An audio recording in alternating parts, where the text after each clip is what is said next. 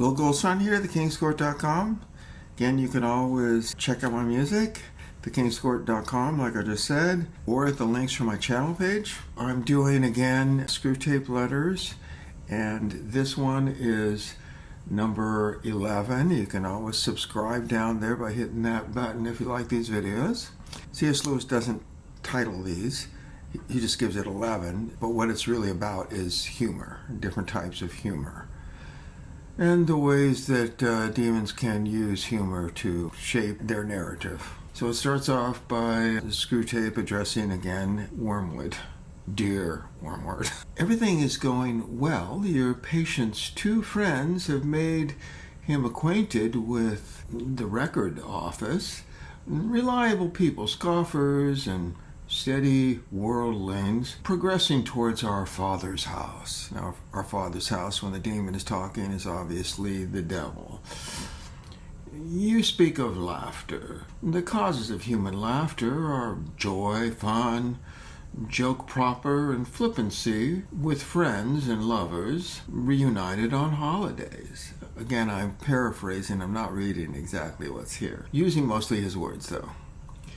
With jokes provided, the smallest witticisms produce laughter, but the real cause we do not know.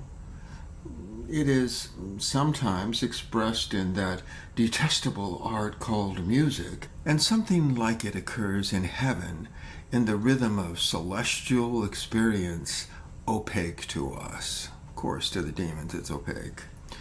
Laughter of this kind should always be discouraged. The phenomenon is disgusting and an insult to the austerity of hell. Believe me, you don't want to be with these demons. Fun is emotional froth arising from play and of little use to us. It can be used to divert humans from something else the enemy would like them to be feeling or doing. It promotes charity, courage, contentment, and many other evils. Notice that the demon calls what is good evil. So the demon's perspective is what is truly virtuous and good is evil, and what is absolutely, in the eyes of God, evil, the demons are calling that good. So they've reversed. Now it's interesting, in the Bible somewhere it says about the last days, they will call evil good and they will call good evil.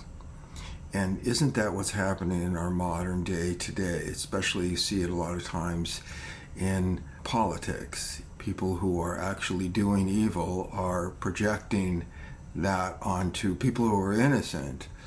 And it's just the devilish ways, the way of the demons. The joke is more promising field.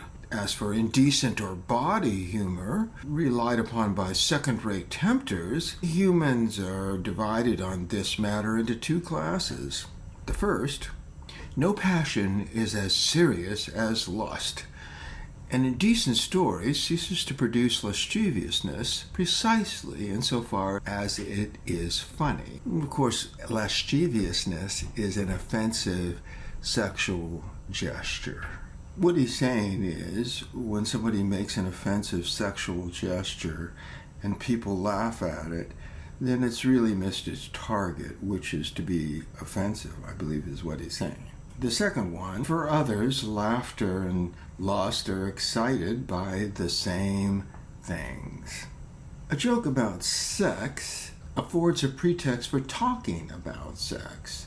Jokes are especially promising among the English, who take their humor seriously. In deficiency, they feel shame. Humor is the grace of life. It is a means of destroying shame. If a man lets others pay for him, he is mean. If he boasts of it in a jocular manner, he is a comical fellow. Cowardice is shameful and boasted of with grotesque gestures. It can be funny, so they say.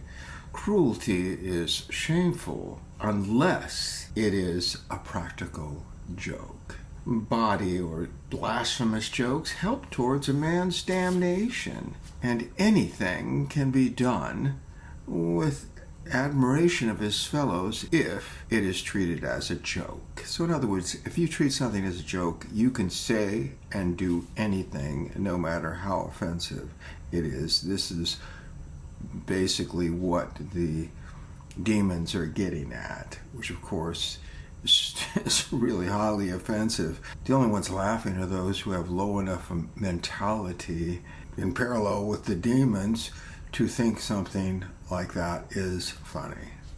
Use temptation with humor.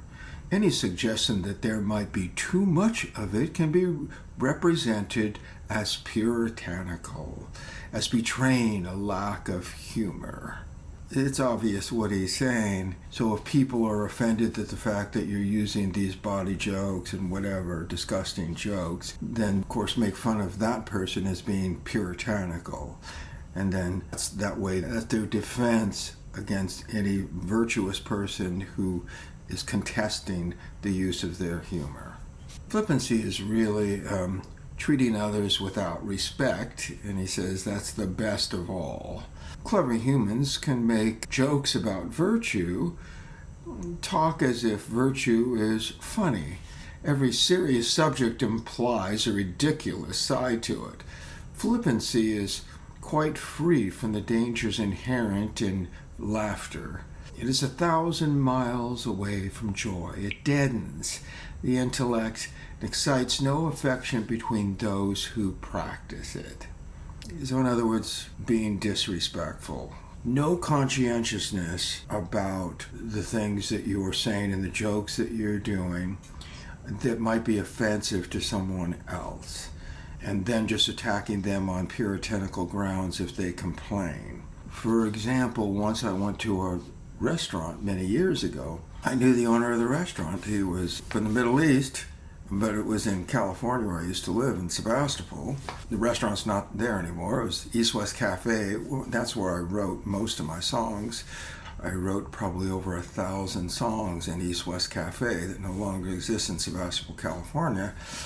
But I used to go there in the morning and write songs, and I was friends with the owner, Sam, and he was away on vacation. Somebody else was running the restaurant. I went in to eat one day, as I had done many times before, and I looked up and they were putting art in there, and there was a terrible picture above me, pig on a cross, and it was extremely offensive to me, being a Christian, that this would be up there.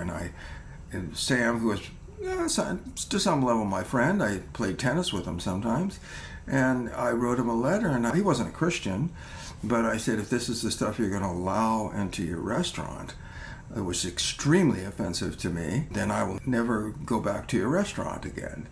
He immediately wrote me an apology and said that if he were there, he was on vacation, this would have never been allowed. But this is the sort of stuff that's just projected out there as being highly offensive, and to anybody who has any virtue within them, or any Christian virtue within them, or dignity within them, it's offensive, and other people just laugh at it. Well, this is definitely a highway to hell.